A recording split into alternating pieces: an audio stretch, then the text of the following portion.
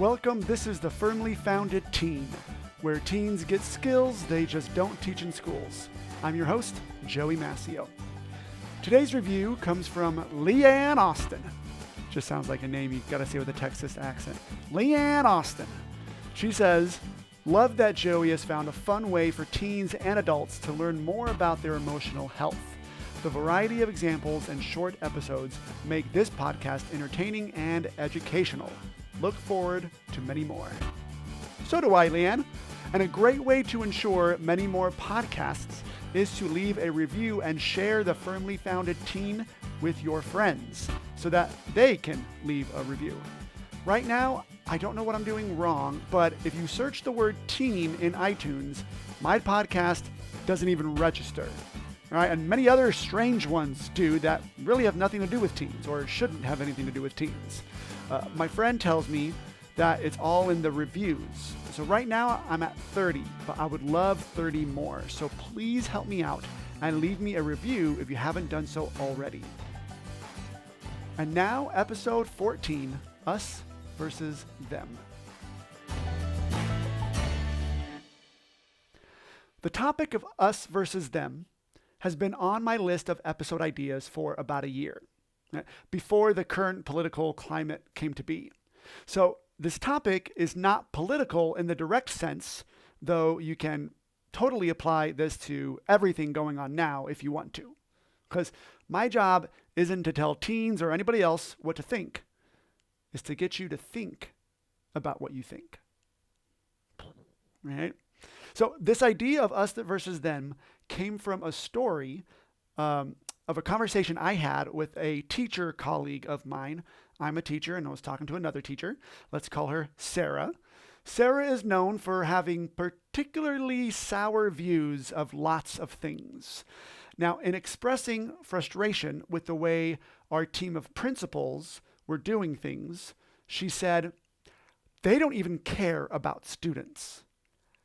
And that just baffled me, that someone could say something so strong about four people who have spent the past decade or more of their lives working with students, people who I was working with closely and seeing their drive and dedication to students, that she could say that. She could say that they just don't care about students. And Sarah completely believed it, like for realsies. And that led me to think, how is that even possible?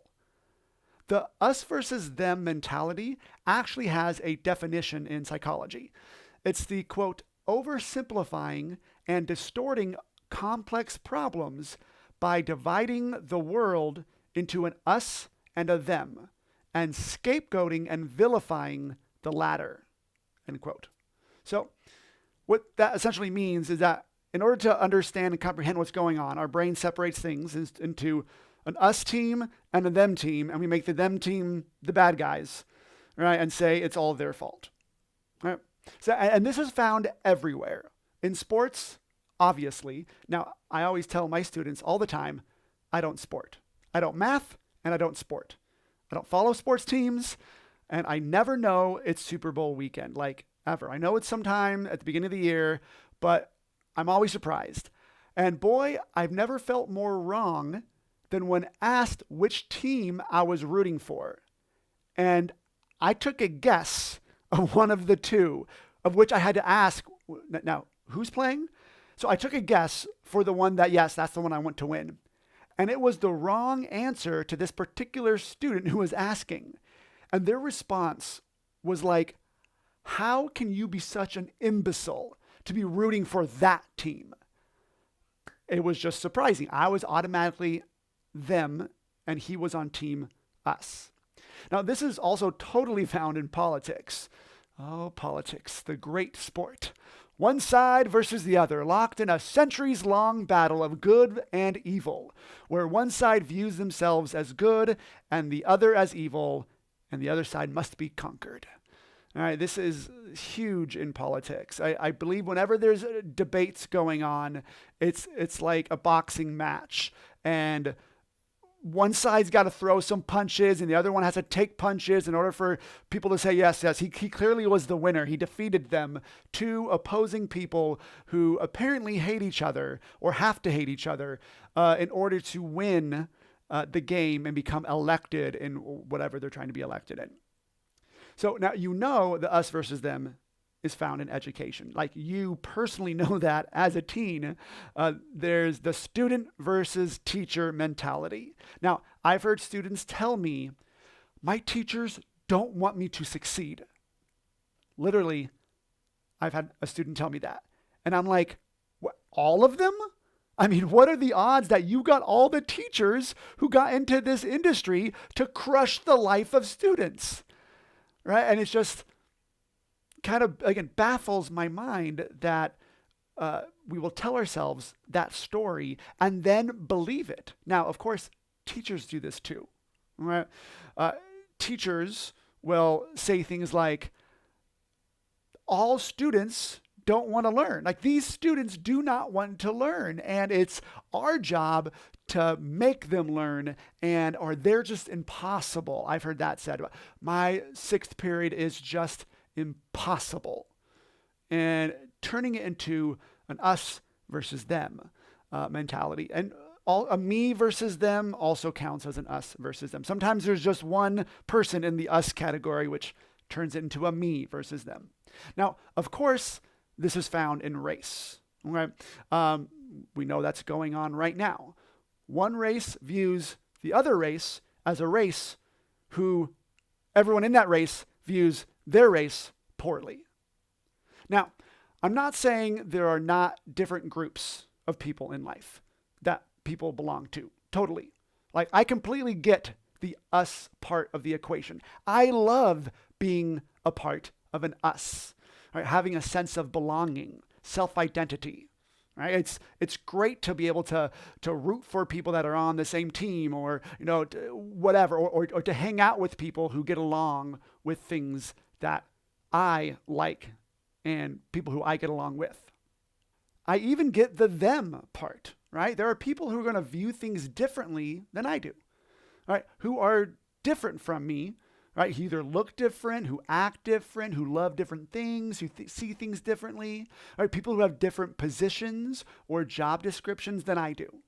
Right? So the us is fine, the them is fine. It's the versus part that I think is the problem. In a versus, if the other side wins, we lose. It's a competition, a battle. We can't let them have an inch because that means we lose an inch. And with my height, I don't have very many inches to spare. Get it? Okay, dad joke, whatever. But most of the conflict that arises in our minds and actions come from the mentality of versus. Now, this is a big brain battle I have in life, right? Is to constantly stop seeing things as us versus them, me versus them, me versus her or him. Right? The brain typically wants to go there in most situations because it's the easiest way to simplify a complex problem. And our brain loves it when things are easy, even if it makes things sadder, meaner, yuckier. Right? It just wants to make things really easy. If they're against me, they're totally on a different team. They're against me 100%. There's things that we don't see eye to eye on or will never see eye to eye on. So the question is, what's the solution? Right? It's to get rid of the verses. Your brain is right now probably screaming at me and saying, now, wait a minute. Okay, I can get rid of the verses and live in this make-believe land of harmony that you think exists, Joey. But other people aren't going to do that. They'll be out there coming at me with a versus mentality. And if I'm in la-la, frou-frou harmony land, then they'll walk all over me. Right? Now, first off, if your brain is telling you that, it's doing the thing that I'm saying is the problem. It's really holding on to the us versus them. There are a group of people out there who are like hell-bent on bringing me down, on attacking me, right? Whatever. So start thinking about that. If your brain tells you that you can't get rid of the verses, because then this other team of people, whoever they might be, will just come in and try to utterly destroy you. Now, secondly, you can totally view the verses. You can hold on to the verses all you want, all day long. But this is what I've noticed for me.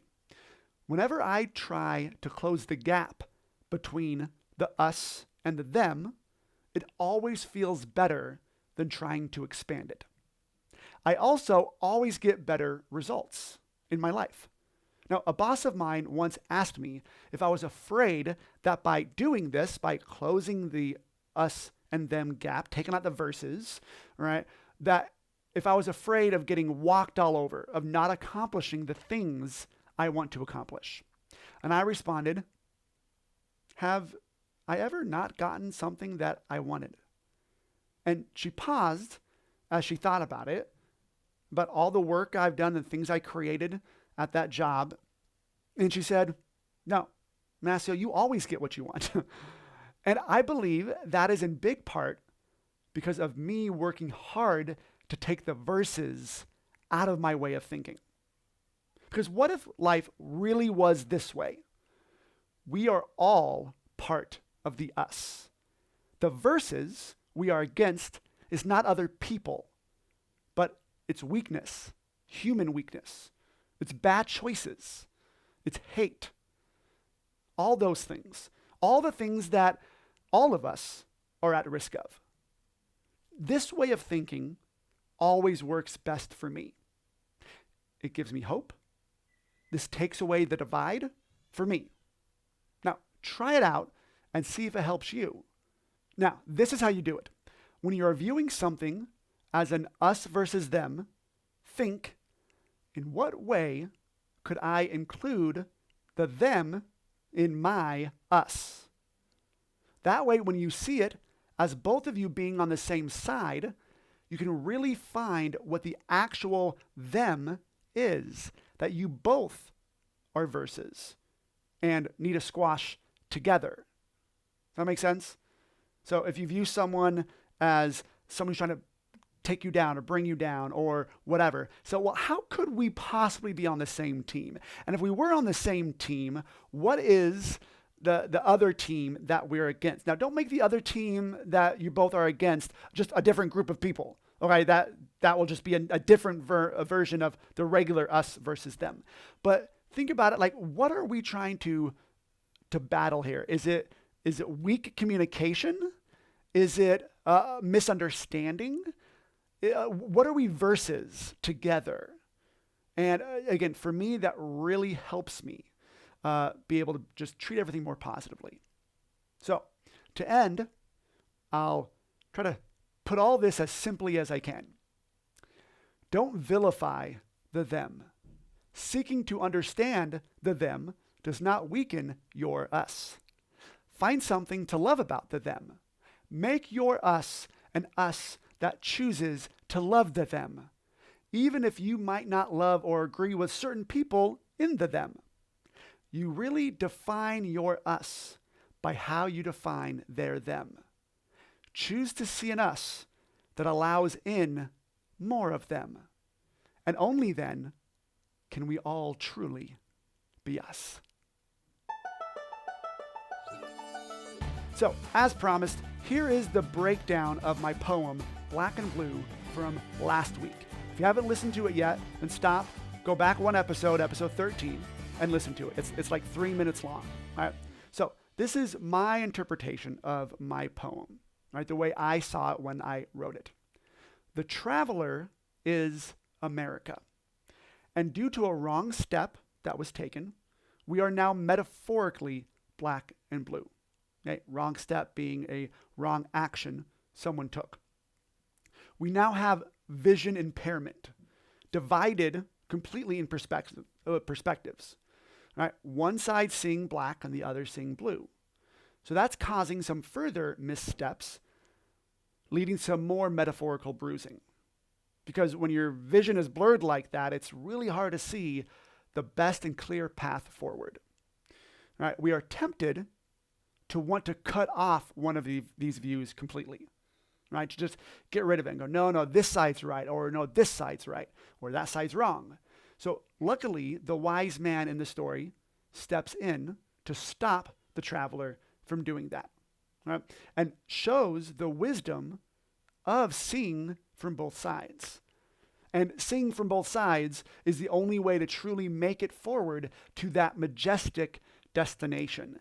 And I use the word majestic, right, to be similar to the word majesty, which is usually associated with America, right? We always want America in majesty, right? Which for me is the vision that our founding fathers had of an America, right? Which I believe still personally the majority of us still have today, as America being a beautiful place for people of all kinds to live in. That's that majesty we're all shooting for. So that was my interpretation of the poem I wrote, but hopefully, like any good piece of literature, it's up for interpretation for whoever wants to view it in a way that they can get the best message out of it. I'm Joey Massio. Thanks for tuning in.